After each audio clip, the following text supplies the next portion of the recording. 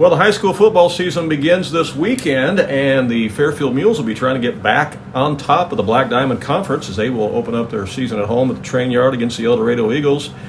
And Coach Justin Townsend of the Mules joins us. And Coach, let's talk a little bit about how the preseason has gone for your workouts, your preseason practices and things like that. What do you think of the Mules so far this year? We had an excellent summer. Maybe your more traditional summer than what we've had the last couple of years, which is nice. June, a lot of weights, a lot of speed development. July, more football geared, kind of how we've done it the last 21, 22 years, So it was nice to get back to that, and had great attendance all summer, around 95% of our kids at workouts throughout the summer, which, our kids have just kind of know what is expected. We kind of stole a saying from the Pittsburgh Steelers, the standard is the standard, and we actually got that put on our lifting shirts this summer, and the kids understand that and what is expected and what it takes to keep this program at a high level. And nobody wants to be that group that takes a step down, So, no, I'm excited with where we're at right now. We have, I think, 65 kids in the program, 22 freshmen out this year, 43 sophomore through senior, and just a good mix of kids and, a lot of key guys coming back. We lost another good group of seniors, but I still feel like, we got a good core coming back, and kind of excited to see, what some of these other kids that are going to kind of step into major roles, what they can do. Yeah, every year you lose some key seniors, and you certainly did last year too. But, you got guys back this year like, Jay Mooring and Eric Rogers and some other key components. And those are guys that have experience that you can build around and can move forward from there. Yeah, but definitely, Jay, leading rusher, coming back, averaged over 10 yards a carry. And he's going to get a lot more touches this year. Eric, really matured as a quarterback in the off season. Physically he's stronger. He's actually our fastest kid. Wow! And that says a lot. That says a lot. He's faster than Jay. So, that, and out on the field maybe another thing. But we raced in camp. We had fastest man at camp, and him and Jay are right there. Okay. Don't get me wrong. It's but to say that he's pretty quick, and so definitely like having that back in the backfield together. But I really feel like our strength maybe is up front, and that's honestly where we have the most experience coming back. 3 really, really good seniors: Peyton Allen, Dawson Stewart, and Caleb Gonzalez. Peyton and Caleb are guys that have started since they were sophomores and played a lot of football, even with the COVID shortened year. They've started a lot of football games. And Dawson was a contributor on that team as well as a sophomore. So, those are guys that are going to be huge for us, as well as Luke Duckworth at tight end, defensive end, another returning starter, big physical tight end, 6'4", 250. Regan Taylor, another senior, was a starter for us in the secondary last year. And then we return our leading tackler, Luke Sork at linebacker.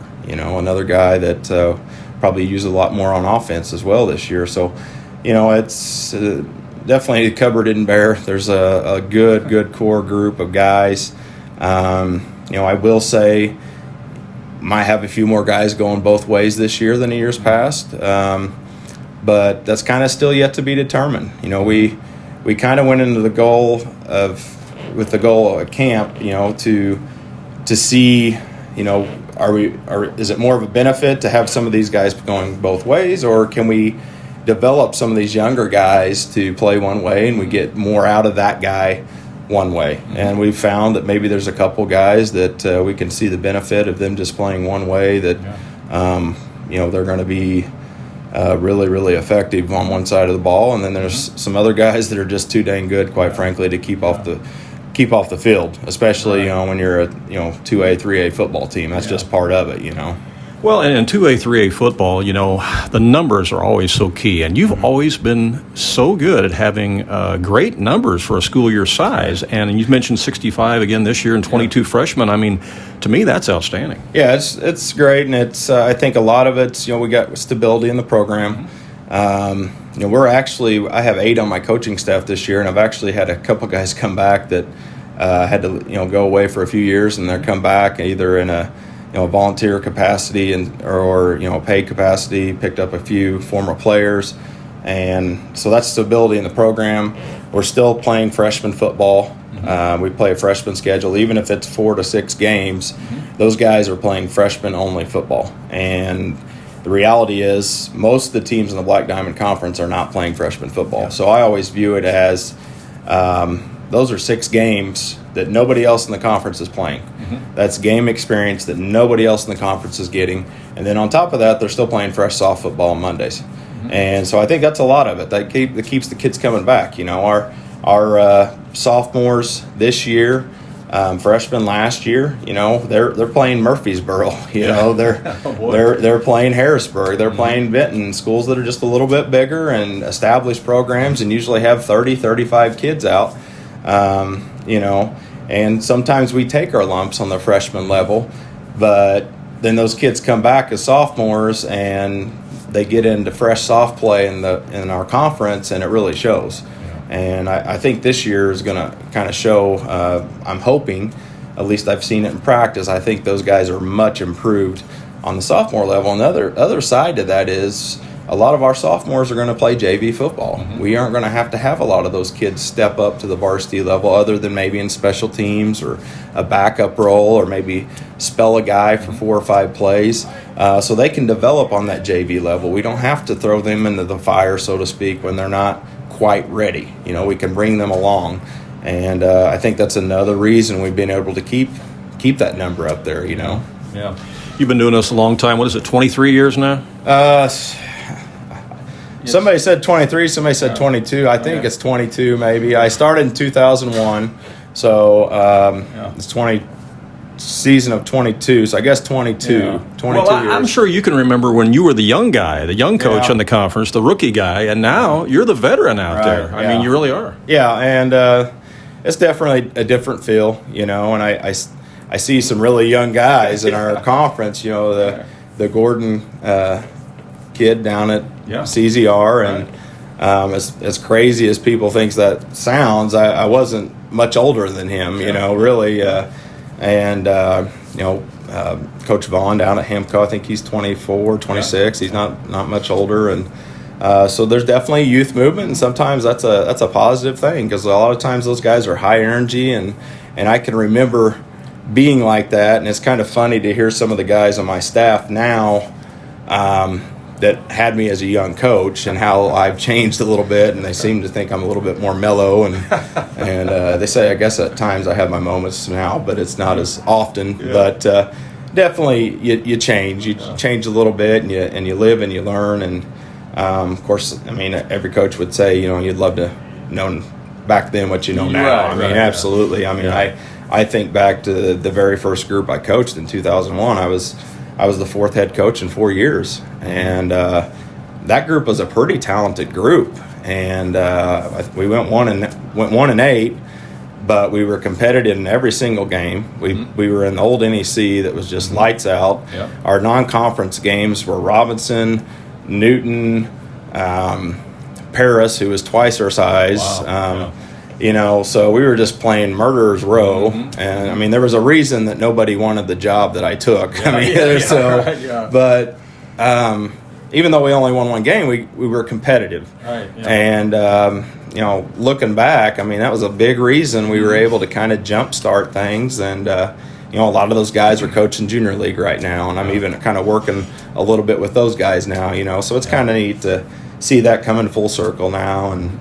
Definitely been a fun ride, and kind of piggybacking on that, with our youngest, Tucker, just started kindergarten, and so Landon's, he's a sophomore in college. With him going through, we were the young parents. Well, we're the old parents this time around with with Tucker in kindergarten, so Sure it's kind of the same perspective, So, Exactly. but no, it's fun, and obviously I still enjoy it. Sure.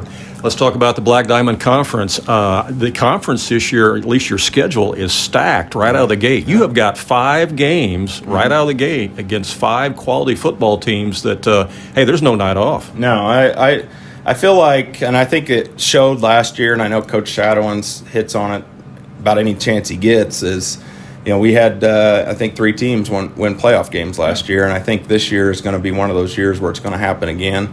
I feel like the top of our conference is really, really strong. I feel like Cesar's very good. Carmi's very good. Johnston City's very good. I think we're pretty good, and I think the middle of the pack, I think some teams, Hamilton County's got a lot of kids coming back, so I think there's some teams that are going to surprise you. I know, Coach Gerlach's got a lot of, he's doing a good job getting a lot of those kids out. I mean, we saw them in the summer. I think they're trending upward, so, I don't know anything about Vienna Goreville, but I know they got around 40 kids out, so. And Flora's going to be competitive too. Flora, was a playoff team last year.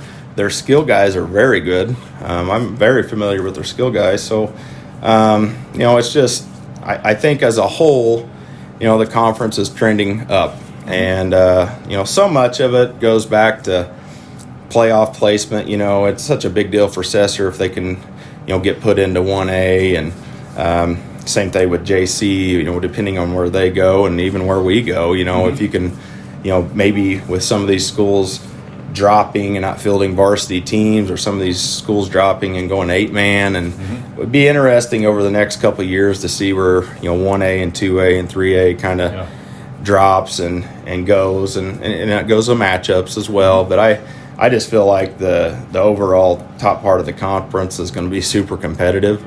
I think it could be one of those years where you don't have an undefeated team, even though Johnston City was undefeated in conference last year. I mean, they had a loss to a very good Nashville team, obviously. For the state champions. Yes. So there you go. It's going to be interesting to see how it all plays out. The fact that we open up with El Dorado, and looking at their roster, they're returning I think 5 of their front 7 on offensive, counting their tight ends. They got their quarterback coming back, so they have a large majority of their team coming back. So, you'd like to think they're probably going to be improved as well. Yeah. So, well, without giving away the game plan or anything, what are some of the keys to winning that game against El Dorado as we preview game 1? Week 1, you always, mistakes, eliminate mistakes, take care of the football. So, that's always a huge part of it. And, we always feel like, being physical with the style of football we play up front. I mean, that's where the biggest, I think, thing, if we can do that, we always feel good about our chances, playing, defensively playing on the other side of their line and controlling the line of scrimmage. And you always want to tackle well. We, even though we have great numbers, you mentioned one thing that I've changed from 21 years ago. I'm not a big iron sharpens iron guy anymore, just with concussions and I don't think it does you much good to beat on each other at practice. I'm big on fresh on Friday, fresh is fast, playing fast. And so with that, though, as a coach, you're always like, are we going to tackle well? We work tackling. We work tackling drills, but there are very few times that we actually take a guy to a ground in practice, and we just trust that we're teaching the technique and that, our guys, when the lights come on, they're going to do it. And it's worked well for us so far. And, we're hoping that continues, obviously. So, but those are the things you just kind of worry about. Special teams are always huge. That was something I learned right off the bat. My first year coaching, that one game we lost or we won, we about lost because of special teams. So that's something that usually towards the about this time, before our first game, midweek, we really start, the offensive game plans in, defensive game plans in. We've worked special teams, but we really haven't fine-tuned them. Yeah. That's where we're going to spend a lot of time on these next 2 days. It's going to be great having that first game, though, at home, though, isn't it? Yeah, absolutely. Going to be a great environment. For Meet the Mules night, we had our bleachers full. I mean, I don't think I've ever seen that, and I don't know. I think people are just that excited. Honestly, I mean, we have a lot of people out, but it wasn't just moms and dads and grandma and grandpa. There were just general fans there to watch Meet the Mules. So that's exciting. Good. Coach, appreciate your time and best of luck in week 1 against El Dorado. Okay. Appreciate it. Thank you. All right.